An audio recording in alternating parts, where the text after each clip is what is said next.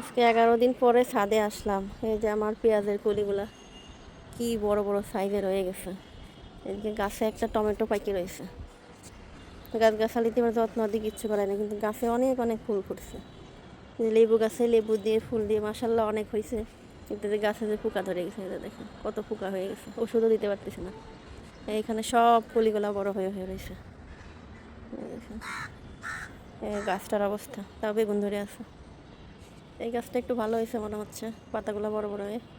কচু গাছের ঝুড়িতে লতা পাতা ফুল টুল হাবি জাবি হয়ে দেখেন পুরো আটকে গেছে। দেখেন মানুষ বলে যার জিনিস সে না থাকলে সেই জিনিস কেমনে নষ্ট হয়ে যায়। তো অনেকগুলো শাক হয়েছে, এই যে এই শাকগুলো খাইতে কিন্তু মজা, দেললটা শাক। লেবু গাছের গুড়ায় একটা বড় গাছ আছে, এই যে অনেকগুলো শাকই হবে। একটা টমেটো পাকে গেছে, ছিঁড়তে পারতেছি না হাত দিয়ে। উস্তে গাছ মরিয়ে পুরো সোন হয়ে গেছে, এই যে অবস্থা।